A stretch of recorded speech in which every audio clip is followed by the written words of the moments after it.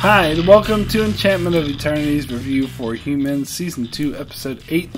This video is a part of a series of videos where I review episodes of Humans, so I'll have to start off with a spoiler warning for Humans up to Season 2, Episode 8. If you haven't seen up to this point, you may not want to watch this video, otherwise some things may be spoiled for you. So this is it, the big finale, and I don't know, maybe I came into this episode with my expectations too high after how powerful last week's episode was, so I couldn't help but feel slightly disappointed. That being said, objectively speaking, this episode was a worthy follow-up and a very powerful episode in its own right. I suppose my disappointment came where the scope was reduced from freeing all the imprisoned sons to a hostage situation, but of course the ending certainly did have global implications. And in this episode, the show did what it does best, character stories, and we got to see many of the lingering character stories throughout the season play out in a very powerful way. So let's start the review with Dr. Morrow's storyline, as they went a very different direction with her than I had suspected, and I thought that her overall character arc this season was perfect, and we see the conclusion to that in this episode, as she was previously obsessed with finding a body for her AI V, who is in fact based off of her daughter's brain scan, so in a way she was trying to bring her deceased daughter back to life. But after the events of the previous episodes, she realized how wrong it was to use the sentient sense to further her goals, and that they are alive in their own rights, so to use them in such a way would be as unethical as using humans in the same way. And it was so powerful seeing this change in her, so she knew she couldn't be involved with Milo's company anymore, as she realized what they were doing was immoral, but Milo had the leverage over her of owning her AI, so as she left the company, he'd take V away from her. So instead, she urges V to leave on her own and not tell her where she's going. That way Milo can never find her, which means she can never have contact with her again, so in a way she's losing her daughter all over again. Although V does reveal that she's not her daughter anymore and has grown beyond those memories, but that doesn't make leaving her any less heartbreaking for her. And that scene was indeed very powerful, seeing Dr. Morrow have to say goodbye to V, and it just shows how moral this character was. And yeah, this was a very emotional and very effective scene that showcased just how good of an actor Carrie-Anne Moss is, and how much better it was to get such a high caliber actor for this role. And then her exchange with Milo was interesting to see, as he threatens her, but then she reveals it was V herself that left. Of course, Milo could have made a case against Dr. Morrow anyway, but I suppose it showed that he wasn't really a true villain either, that he simply was doing what he felt was right. And seeing his face at the end, when his children became alive, I think portrayed this, that there is more, to it for him than just making money. I really hope we see more of him in the next season and how he reacts after all the synths in this world become conscious. And I hope we see more of Dr. Morrow, as at first it seemed like those scenes were finishing up her storyline, and it appears she was preparing to return to Los Angeles. However, seeing that scene with her at the airport when the synths become alive makes me hopeful that they will keep her in the show, as I feel she will be one of the leading experts in dealing with all the synths becoming conscious. And of course, she, now sympathizes with them, so could be a leading voice advocate for their rights. And for that matter, we may see V again next season, as she'll be loose and around the world and might have some reaction to all the synths becoming conscious, and that would certainly be interesting. So we also get a little side story of Karen and with her synth child Sam, and her dealing with the loss of Peter. It makes sense to me that she would become suicidal, as she was already in a fragile state because she didn't want to be a synth, and after seeing Peter's death, that would have pushed her over the edge. And again, I thought the way they played this out was really effective, with little Sam trying to deal with her sorrow and his logical synth way. And the ending was also perfect, as she was about to get Sam to run the car into the ocean, thus killing themselves. But right when this was about to happen, it was when all the synths became conscious, and of course Sam started freaking out, and Karen stopped the car immediately. So I do think Karen will find new purpose in caring for Sam, and thus Milo's intention for using the synth children will actually work for her. So I am interested to see where her storyline goes. And then we also get the side story of Joe wanting to move to the village where there are no synths, and when Laura says no, he threatens to leave her and move there himself. So this is his way of dealing with Sophie's desire to be a synth, and although it's natural to get a bit annoyed with him for taking the same anti-synth stance, you can see where he's coming from, as with the way that Sophie's acting, she's definitely going through some issues, so it kind of makes sense to remove her from the synths for a while, but that being said, of course Laura is right and Joe's overreacting, but it will be interesting to see how he reacts once all the synths become conscious. So now let's get into the crux of the episode. Hester showing up at Laura's house in an attempt to find Leo, and it does seem her original intention wasn't to take Laura hostage, but when it didn't seem Leo would come, and of course Laura found out about Hester, she had to improvise. And the interactions between the two of them were absolutely amazing. We got the philosophical discussion about the use of violence in the service of a just cause, which is indeed an interesting discussion to be had. But when Laura spelled out that the synths are just like humans, and Hester is a product of her upbringing, just like any other human. Now, that part of it kind of disappointed me that they had to spell it out for the audience like that. This might have played better in subtext, as it's what I figured out anyway. But on the other hand, it is such an important beat, and it does add to Laura's character that she was able to figure this out. And it's important that it's clear that Hester isn't just a killer robot, that she's just as dynamic as any human, a product of her upbringing.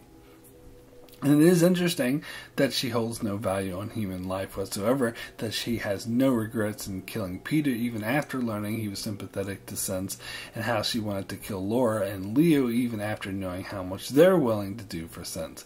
But their disagreement on the use of violence to bring about change is a very human one that does exist in resistance movements throughout the world.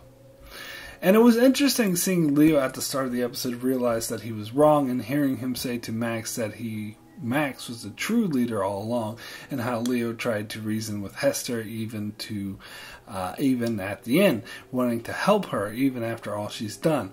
I did have one slight gripe though. When they came up with the plan to activate the implant in Hester's head that would kill her, and they knew that Mia has that same implant, so it was ridiculous that they let Mia go with Leo. I know that they told her no at first, but she insisted. But they should have continued to tell her no. In fact, Max should have went with Leo. In fact, that probably would have allayed Mia if Max said, "Oh, don't worry, I'll go with Leo to make sure he's okay." It would have made a lot more sense, but then I guess it wouldn't have worked for the plot and allowed Mia to sacrifice herself. So this part of it did seem a tad bit contrived. But not that it really bothered me, because the ending that we got was amazing. It was interesting that Leo tried to talk sense into Hester by being honest with her about wanting to help her, but I knew when she asked if he loved her and he said yes, that her response would be, "Oh, you're lying," and that she would try to kill him. I saw that one coming from a million miles away, but that didn't make it any less powerful. And even though it was a tad contrived, Mia's self-sacrifice to save Laura was absolutely amazing and really touching, as it has been established that Mia's experience had soured her to humans, but not so much so that she would still be willing to sacrifice herself to save Laura. And then having Niska show up right in the nick of time may seem a tad convenient, but I thought it did work really well. And it was explained that Niska was coming back because she was worried about her family. And I thought that scene with Astrid was a nice little scene. It showed that she truly does care about other humans, at least one in particular, so it shows how far she has grown. As far as her Season 1 arc, It was quite similar to Hester's, as Niska also had a difficult upbringing, but she moved beyond it. So I thought it was fitting that she ended up being the one who killed Hester, as she, kind of used to be like her. But unlike Hester, she managed to move beyond her anger. And then, of course, we get a very tense scene where Maddie is pressured into spreading the code to all the synths around the world that will make them all sentient immediately. I mean, on one side, it does seem a bit silly to make a decision on such a global scale based off of wanting to save one person's life. However, these are the kind of decisions that are made in the heat of the moment, so this does seem like a real and high-stake dilemma, where Maddie and Laura had their very justified concerns about doing it, as that they are correct that it would create chaos, but it was Max's voice of reason that convinced Maddie, as he indicated to the other's conscious sense, and said that they would be okay. And ultimately, I don't think Maddie would be able to live with herself if she let Mia die like that. So the strong relationship cuts both ways. Not only was Mia willing to sacrifice herself to save Laura, but also Maddie was willing to take a huge risk with global implications in order to save Mia's life. So this was a very touching and powerful scene that speaks to how optimistic the future could be for the human and synth relations. So the season ends on quite a huge cliffhanger, where all the synths become conscious. On one level, I feel this is kind of what was teased in episode 1 when Niska first uploaded the code. That's what she thought would happen, but instead it was disseminated slowly. And for several episodes now, we knew Maddie had the ability to transmit it instantaneously, so it was a bit of a letdown that they waited until the very last scene of the season to finally use it, meaning we have to wait until season 3 to see what the ultimate result is. That being said, I do feel that the ultimate story of season 2 was tied up nicely in this episode, and it was great to prepare us for a world with completely conscious synths. So overall, I would say it was a really good and effective cliffhanger. Not only that, but we also have the cliffhanger of Leo's life hanging in the balance. Personally, I don't think he dies, but it does leave it open as to how he will come back, which leaves some implications on how the story will go in season 3. In this season, the authorities were able to ignore the facts synths were conscious and tried to just swipe this all under the rug. But now it will be impossible because all the synths will be becoming conscious at once. This time it will be impossible to ignore, and I could see a great many conflicts that could come out of it that could lead to some truly great dynamic storytelling. So boy, it sucks that we have to wait a whole year to get season 3.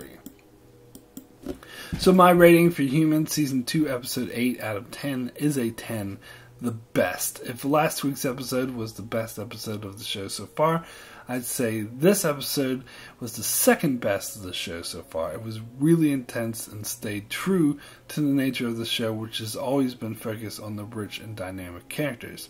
As we got highly emotional resolutions to Dr. Morrow and Karen's storylines, as well as an intense hostage situation with Hester, which leads to further character revelations, such as the length Mia will go to protect her human friends, and the length Leo and Maddie will go to protect their synth friends. It leaves us with a mighty powerful cliffhanger for Season 3. And my rating for Season 2 as a whole is a 9, excellent. In my opinion, even more powerful season than Season 1, as it deals with the implications of conscious sense on a more global scale. We're having some very powerful personal stories at the same time, while making it clear there are no true heroes or villains, just people on both sides who are distrustful of another. However, the pacing of the season wasn't quite as good as it was in Season 1, as it did dip slightly in the middle, and that has some less interesting side stories with Sophie thinking she's a synth and Toby getting a girlfriend who acts like a synth. But all in all, a very powerful season that only elevates the show. So that's it for my review of Humans Season 2 finale. Be sure to keep an eye out on my channel as I continue to review science fiction and other high quality shows currently airing, as well as doing many videos on shows like Game of Thrones, Star Trek, Vikings, and more. So be sure to subscribe so you can keep up with all that. And thanks a lot for watching.